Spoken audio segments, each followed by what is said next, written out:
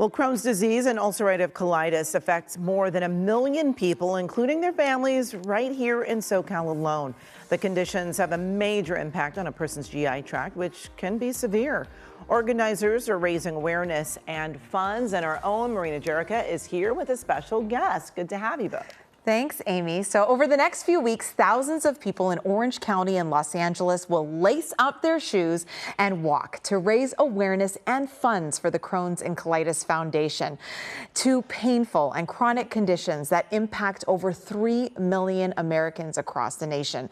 Now, this cause is very personal for me as I live with Crohn's disease, and I know firsthand how life can change and this disease can be so life-altering. So today, I am joined here with Natalie Kay to talk about the upcoming walks that I'm so proud to be a part of as the MC. Welcome, Natalie. Thank you so much for having us. So I suffer from Crohn's and colitis, but I know when I started this outreach effort, not a lot of people knew about this disease, and slowly we're making steps forward so that more people can become aware. So tell folks at home who don't know a little bit about Crohn's disease and ulcerative colitis. Sure. So Crohn's and colitis are conditions that cause chronic inflammation in the gastrointestinal system, and it can be very painful and very debilitating for people. And because you can't see it, it often is an invisible disease. And people can feel really alone in that journey. And the reality is they're anything but. 1 in 100 people have it.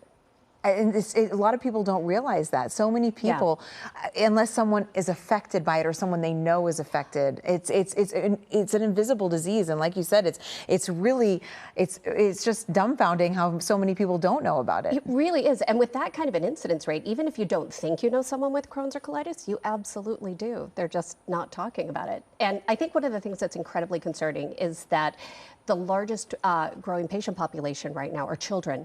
In fact, we've seen an increase in nearly 30% increase in incidence in children over the last 15 years alone.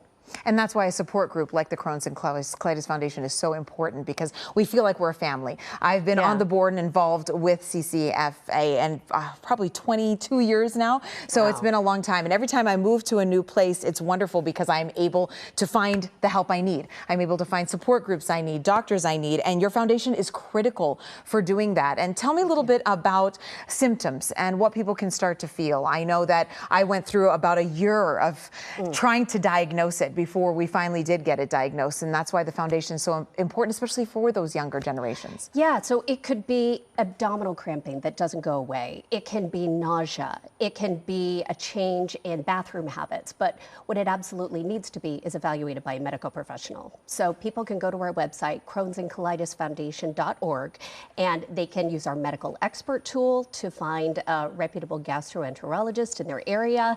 They can download our symptom tracker and print that out and take that to their doctor's appointment, and they can contact our IBD Help Center. They can ask all the questions that they have about Crohn's and colitis for free, and they can either email or they can give us a call, and we're there to help.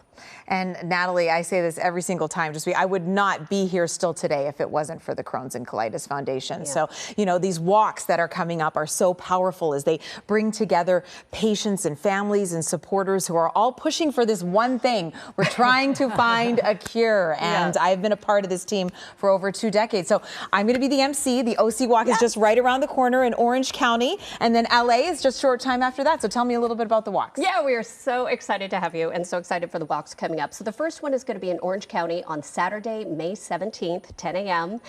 It's going to be great. We have a lot of fun for adults and kids alike. It's a very family-friendly event, so you can bring your furry friends. That's great. We're going to have art projects for adults and kids there. So so it's really going to be a fun kind of festival-y kind of time, balloons, face painting, that'll be great. Our second one is taking place in Los Angeles on Sunday, June 8th. And if people want to know more about it, if they want to attend, they can Google Los Angeles Take Steps or Orange County Take Steps and find out more about it. And if they want to donate, they can donate to our chapter there as well and help families and patients right here in our own backyard. And they can sign up, and then you can really raise funds throughout the entire year, which is fantastic. fantastic. Absolutely. In fact, so this is a really important year for the chapter. We have our 50th anniversary this year, and we are also honoring in Los Angeles Dr. Robert Reese, who this year is hitting his 1 million in funds raised over 30 years.